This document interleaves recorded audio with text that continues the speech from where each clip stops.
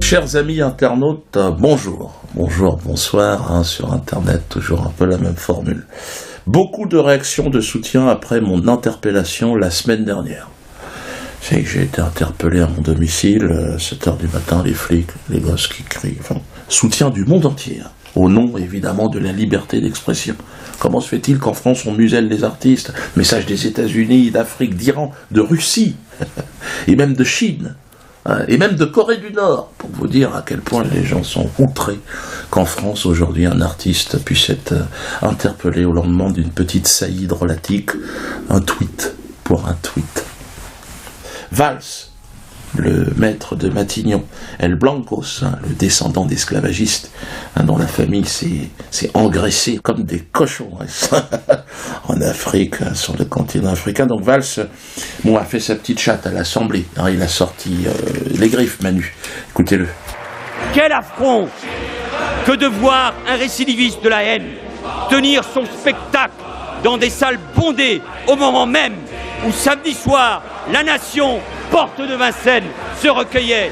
Ne laissons jamais passer ces faits et que la justice soit implacable à l'égard de ces prédicateurs de la haine.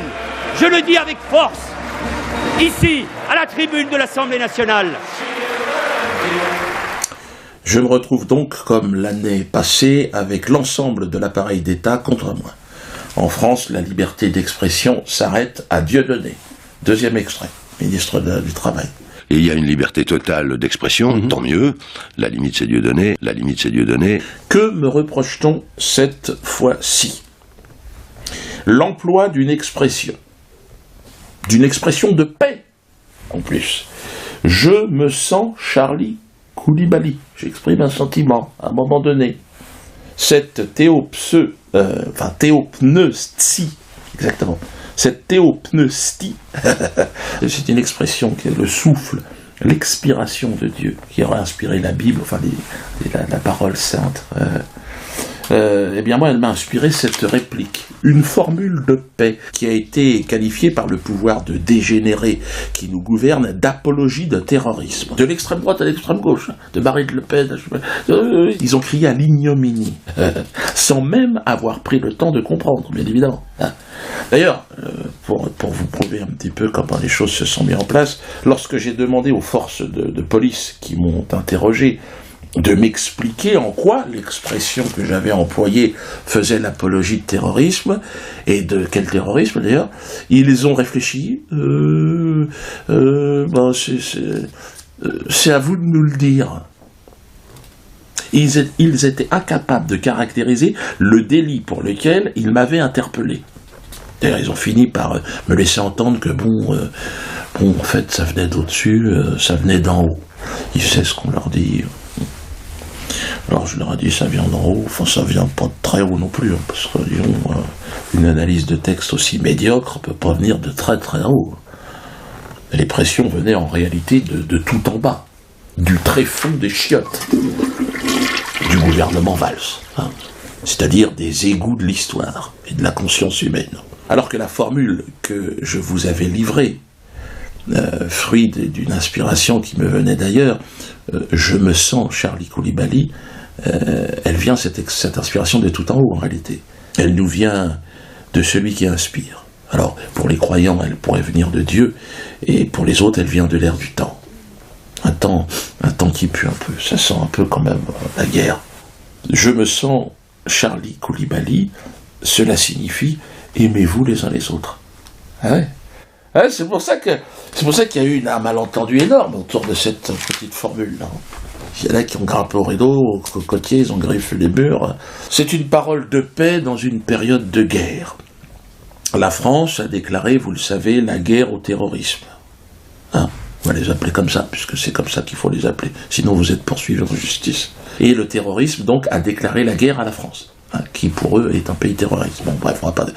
Partout dans le monde musulman aujourd'hui, on brûle les drapeaux français, on tire sur nos compatriotes parce qu'ils sont français, à cause de la nouvelle une de Charlie Hebdo qui caricature le prophète avec une tête en forme de bite, au nom de la liberté d'expression, au nom du progrès, de la civilisation. Tout le monde n'est pas d'accord. Enfin bon, au moment où l'inspiration me dictait cette phrase, je me sens Charlie Coulibaly, la France défilait dans les rues et partait en guerre contre le terrorisme, au nom de la liberté d'expression. Il était, selon moi, urgent qu'une voix de paix s'élève dans cette cacophonie partisane et guerrière. Une voix qui dise non, non à cette guerre programmée, nous n'en voulons pas. Une voix qui dise je me sens Charlie Coulibaly, comme la voix du poilu français en 14-18 aurait pu dire dans le traquenard des tranchées de Verdun, je me sens franco-allemand. Parce qu'il était fatigué, vous voyez, tous ses potes qui étaient morts à côté, ou un Viet Cong piégé dans ses tunnels sous les bombes américaines, qui à un moment donné se dit, je me sens américano-vietnamien. Cette expression signifie, je refuse la guerre. Vous savez, devant un tas de morts, il n'y a pas de différence entre les morts, d'un camp ou de l'autre. Cela signifie aussi, je n'irai pas me battre ni pour Hollande, ni pour Al-Qaïda. Qu'ils s'entretuent entre eux. Je n'ai rien à foutre, je n'ai rien à voir avec ça. Pas que j'en ai rien à foutre, je préférerais qu'ils s'en sortent. Mais bon, puisqu'ils refusent le pardon, qu'ils se fassent la guerre. Allez-y. Lorsque je vous ai livré cette formule qui a heurté, je me sens Charlie Coulibaly, en réalité je vous invitais dans la lumière du Christ, qui est le chemin, la vérité et la vie, ainsi que dans la paix de l'islam. Après la mise en ligne de cette vidéo, chacun ira de son commentaire, les forces obscures tenteront de détourner une fois de plus le message, mais il est trop tard. Vous savez que cette formule, c'est le suppositoire de la paix que j'ai glissé dans le fion du malin. C'est fini, il a chopé la chiasse. Nous ne participerons pas à cette guerre, messieurs les belliqueux. Nous survivrons à ce monde malade. Nous devons d'ailleurs nous en émanciper, prendre de la distance. Distanciation. Le point de départ de notre émancipation, c'est l'ANA d'assurance. Et signer la pétition. Nous devons être notre propre assurance, nous assurer, nous rassurer nous-mêmes. La société a été créée, donc déposée, les statuts de la société. Son activité devrait démarrer fin avril. Le temps, c'est quand même assez long à mettre en place tout ça. Alors, ouvrez bien vos oreilles. Je peux vous annoncer dès ce soir, nous allons vous proposer des contrats d'assurance moins chers pour une couverture identique. Et Diodo, comment c'est possible? On s'est bougé le cul, et on a vu qu'en fait, quand même, ils s'engraissaient comme des salopards. En plus de participer donc à la construction d'un monde nouveau, vous allez gagner de l'argent. Donc, même si nous ne croyons pas en la valeur de l'argent et que nous espérons un monde sans argent, en attendant, permettre de faire des cadeaux aux gosses. Je salue également, parce que j'avance, la présidente du tribunal de Metz, qui, malgré de grosses pressions, pressions qui viennent d'en bas, on va dire, des toilettes, a su rester en vérité et me permettre de jouer dans cette ville. À titre personnel, je suis profondément triste.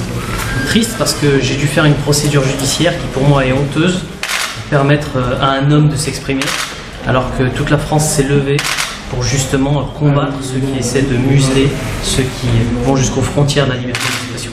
On nous porterons pas, donc tous les habitants de Metz qui sont venus me voir en spectacle, gardez bien votre ticket. Voilà, nous allons nous mettre une association et nous allons porter plainte contre le groupe Vega, qui ne nous a pas permis de disposer de la salle qu'on avait réservée. Vous savez, on était dans un gymnase. Ils ont dit, démerdez-vous. Et donc, sur le contrat, il y avait marqué salle de spectacle. Il n'y avait pas marqué gymnase.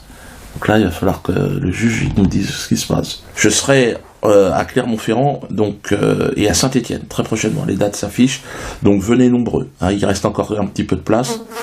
Quoi, Roger? Oui, il y a des encarts pubs. On peut remettre de la pub. Donc, cette vidéo qui sera vue des millions de fois, n'hésitez pas. Vous pouvez. Canal Plus aussi qui grimpe. Vous avez vu, il y a une audience de plus en plus extraordinaire. C'est-à-dire que les gens n'ont plus confiance dans les médias traditionnels. Et donc, ils sont en train de. Qu'est-ce que vous voulez que je vous dise? Guillon, par exemple, qui dit, tiens, c'est un bel exemple de l'inversion accusatoire. Écoutez-le.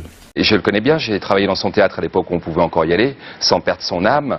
Et c'est quelqu'un de terriblement jaloux et de terriblement aigri aujourd'hui, qui ne cherche que à être en page Facebook, en tête de Yahoo et être au centre des médias.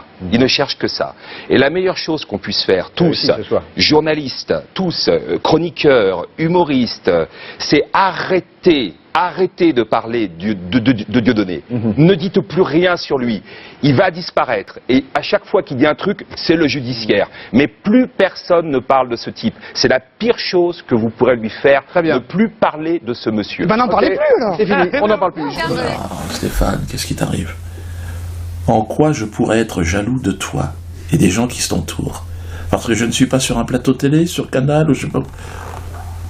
Je te le dis, je n'ai plus l'intention de venir faire la pute dans ce genre d'endroit. Les vidéos que je fais sont vues beaucoup plus même que ce genre d'émission. Est-ce que tu sais que moi je remplis des zéniths, tu n'arrives pas à remplir, te faire un strapontin? Pourquoi je serais jaloux de toi, Stéphane? Mais tu vois, moi Stéphane, ben, je t'en veux pas. Tu vois, ben, je suis dans une dynamique de pelle. Ça, je continue. Mon prochain spectacle d'ailleurs s'appellera Dieudonné en paix. Ça sera à partir du mois de juillet. C'est pas encore où, mais allez tous en paix.